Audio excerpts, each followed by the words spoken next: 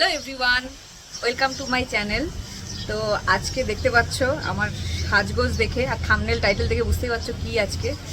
তো আজকে আমাদের দীক্ষা, মানে আমরা কয়েকজন নিতে চলেছি, মানে আমি, সুশান্ত ভাই, এই যে আমার এক ননদ আর দেওর, ও নাইনি কিন্তু আমরা এই কজন নিয়েছি, মানে নেব। মনে না রাখে তাই আমি মনে করে দিব পরে। হ্যাঁ, তো আমরা নিতে চলেছি, তো জানি না কি হবে, অনেক কিউরিসিটি আছে এটার ব্যাপারে। তো চলো দেখা যাক আজকে কি কি হয়। আর শুনেছি মন্ত্রটা নাকি কাউকে বলা যায় না, তো এখন কি মন্ত্র দেবে ওটা যখন মন্ত্র দেবে তখনই জানতে পারবো। কিন্তু মনে মনে বলবো আমরা, ঠিক আছে? তোমার মনে মনে শুনে নিবে। আর ইনি দীক্ষা নেবেন, ইনাকে তো ফোন করে ডেকে পাওয়াই যায় না, ইনি টিউশন পড়াচ্ছে। আমি ব্যস্ত মানুষ, এত ব্যস্ত, সব রেডি হয়ে গেছে। মানি আগে, তারপর নাম ফাম পড়ে। মানি আগে না, মানি পরে, আগে ভগবান তারপরে মানি। ভগবান ছাড়া, স্টুডেন্টের মা আরো পাঠাবে। ভগবান ছাড়া কোনো রাস্তা নাই, শেষকালে ওই ভগবানই উদ্ধার করবে, বুঝছো? সত্যি কথা।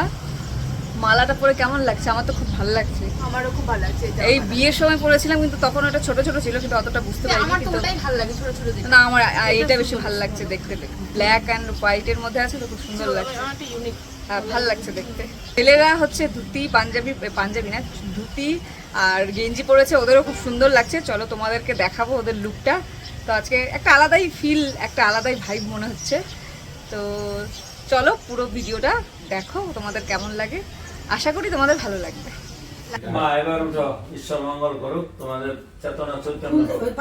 এবার বিষয়টা হচ্ছে এই যে শুরু হয়ে গেল, গুরু মানে কি? গুরু মানে শিক্ষক, তাই তো? তাহলে শিখাবে, শিখানোটাই তো আমার কাম, তাই তো? তুমি গুরু মানে গু শব্দ অর্থাৎ অন্ধকার, রু শব্দ অর্থাৎ আলো। আমি অন্ধকার জগতে আছি, কিছু বুঝি না, আধ্যাত্মিক জগতে। আর আধ্যাত্মিক জগৎ কাকে বলে? আত্মার মুক্তির জন্য যে কর্ম করা হয় তাহা হলো আধ্যাত্মিকতা। তাই এবার আত্মার মুক্তি তুমি তো কইতে পারো, আমি কি, আমি তো একদিন মরবো, একদিন জন্ম নিচে হয়ে গেল, হ্যাঁ, তাই তো? কিন্তু না, তোমাকে ভগবান পৃথিবীতে পাঠাইছে সব কিছু দিয়ে, তারপরে একটা কর্ম দিয়ে পাঠাইছে। কি কর্ম? ও জন্ম নিছে, তাহলে ওর জন্য তোমার প্রয়োজন আছে কি?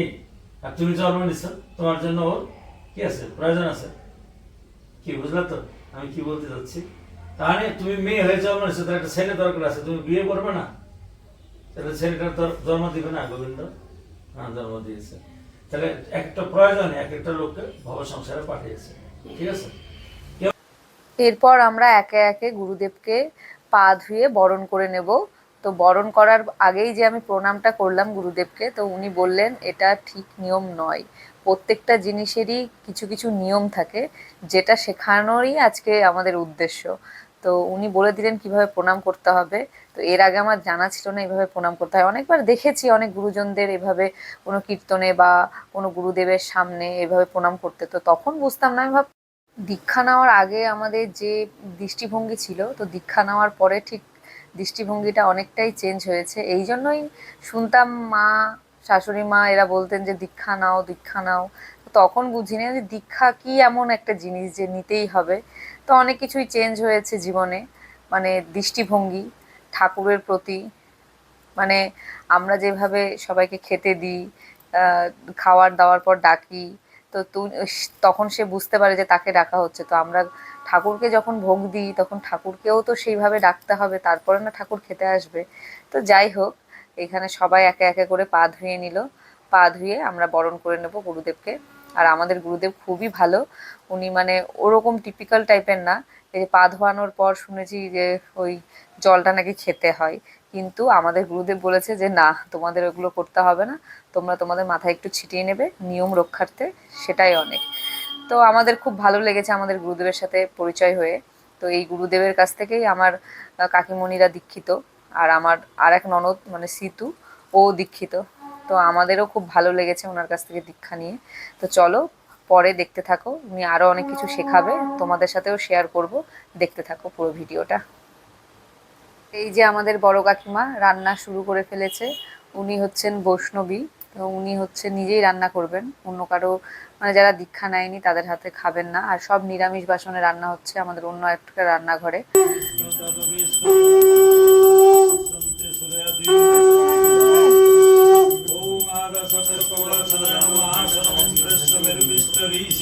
সৌতলং ছন্দ কুর্ম দেবতাসনুপবসন বিনিয়োগ পৃথিত্যদিতালোকতং বিষ্ণুনাদিতাতং ছদাবস্থাং গতঃ প্রিবা যস্মরে গুণনিকাক্ষং সভাজ্যং অভ্যন্তরং তরং শৌচি ঠিক আছে। আধার সত্য কমল আসনায় নম। এর নিচে দিকে বসছিস ওইখানে লাঠি দিবি। হ্যাঁ এখানে এরকম এরকম এরকম এরকম এরকম করে দিতে হবে। হ্যাঁ হ্যাঁ বাস বাস হ্যাঁ এরকম উল্টা করে দিতে হবে। হ্যাঁ বলো আসন মন্ত্রেশ্ব মেরুপৃষ্ঠ ঋষি এত করে নিলে হবে না তো। হ্যাঁ দাঁড়াও। হ্যাঁ এইবার বলো এসো সচন্দন গন্ধচন্দ পুষ্প নববস্ত্র ঐংশ্রী গুরুবে তুব্যমহং সম্পদতে।